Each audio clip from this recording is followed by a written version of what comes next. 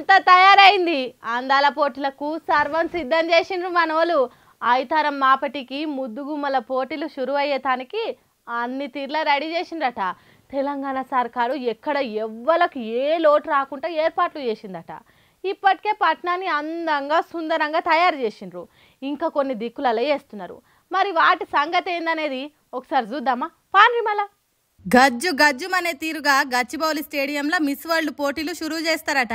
రంగురంగుల మెరుపులు, తీరు ఎలుగులు, కోటొక్క తీరు పువ్వులతోని ముస్తాబ్ చేసిన అందమైన స్టేడియంలా అందాలొల్కవోసే పోటీలు మొదలైతాయట.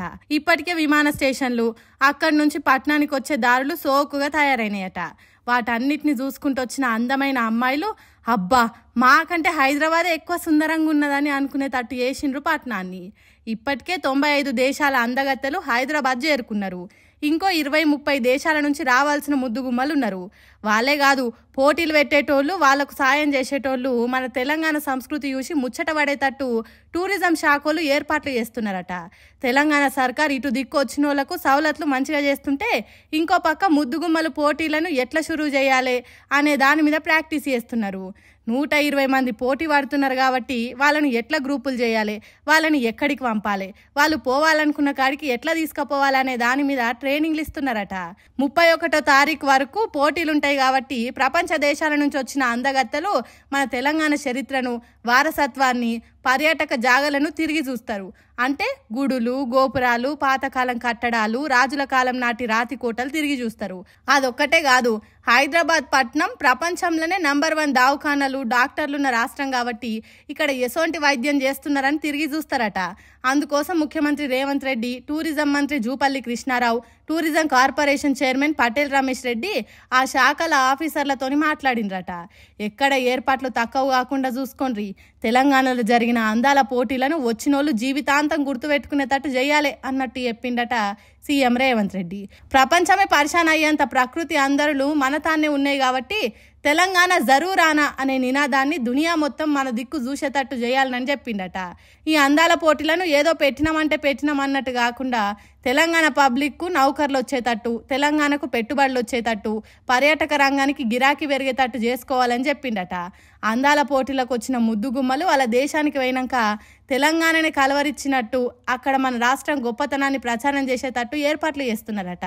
సరే మంచిగానే ఉన్నది, కానీ ఈ అందాల పోటీలను చూడాలంటే ఎట్లా అని అంటారా? దానికి ఎక్కువ మంది ఎగవాడు వస్తే అంత ఆగమాగం చందన అవుతుంది కాబట్టి 5 సెంటర్లలో పెడుతున్న ఈ పోటీలకు ఒక్కొక్క సెంటర్లో 1000 మంది చూసేదానికి ఛాన్స్ ఉన్నదట. కాబట్టి ముందుగాల ఎవరైతే టూరిజం శాఖల వెబ్సైట్ల పేర్లు ఎక్కించుకుంటారో వాళ్ళకే పాస్ ఉంటుందట.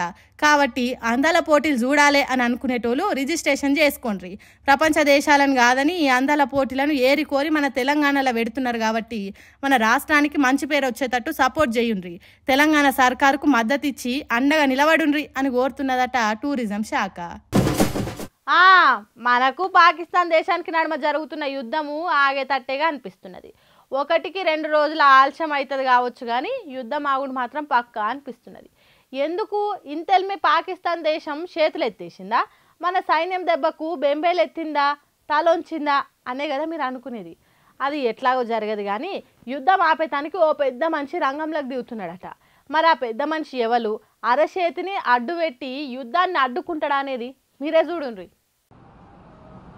మోదీ గారిని, అమిత్ షా గారిని శనివారం కలిసిన తర్వాత నేను ఆదివారం పాకిస్తాన్ వెళ్తున్నాను.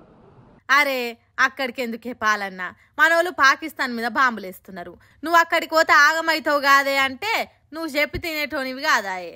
నేను ఆ యుద్ధాన్ని ఆపినా, ఈ యుద్ధాన్ని అడ్డుకున్నా అని ఉల్టా మాకే చెప్తావు.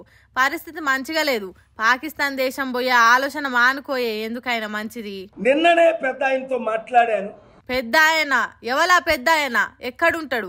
ఏ దేశం పెద్ద ఆయన? ఆయన చెప్పకూడదు, మీరు అడిగారు కనుక నేను సత్యం చెప్పాలి కనుక చెప్తున్నా. చెప్పకూడదు అంటున్నావు, అడిగినరు కాబట్టి చెప్తున్నావు అంటున్నావు. ఏం మాట్లాడుతున్నావో నీకైనా అర్థమవుతున్నదా అనే పాలన్న? సరే గాని ఆఖరికి ఏమంటావు? పాకిస్తాన్ యుద్ధం ఆపడానికి అన్ని ప్రయత్నాల్లో ఉన్నాను. అరే మళ్ళా అదే మాట అంటావు? వద్దంటీరవా? మనోళ్ళు బాంబులేస్తున్నారు. పాకిస్తాన్ దేశపోళ్ళే తట్టా బుట్ట చదువుకొని వేరే దేశాలకు వెళ్ళిపోతున్నారట. ఆ సొంటిది నువ్వు వాడికి పోయి యుద్ధం ఆపుతా అంటవేందే పాలన్న? షాదస్తమ్మగొడు చెప్తే ఈనడు గిచ్చితే ఏడుస్తాడు అన్నట్టు నువ్వు ఒకళ్ళు చెప్తే ఈనవు, నీ మంకు పట్టు నీదే అన్నట్టుంటావు. ఇగో గిట్లున్నది కేఏపాల్ పాకిస్తాన్ పోయి యుద్ధాన్ని ఆపే ముచ్చట్లు. మరి నిజంగానే ఆపుతాడో లేకుంటే దానంతట అదే యుద్ధం ఆగిపోతే నేనే ఆపిన చూడుండ్రని తన ఖాతాలు వేసుకుంటాడో ఎవరికి తెలియదు. అంత పాల్ మహిమ.